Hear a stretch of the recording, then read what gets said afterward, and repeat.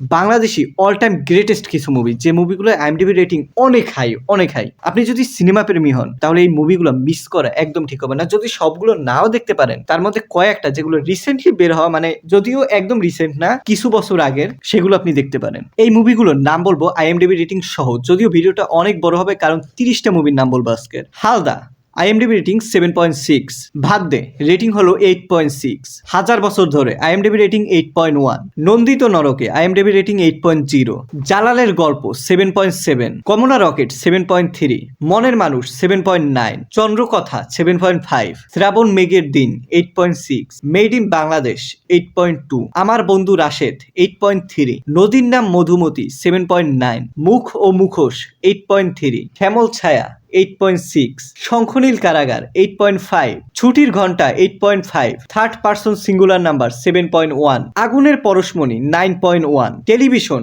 8.2,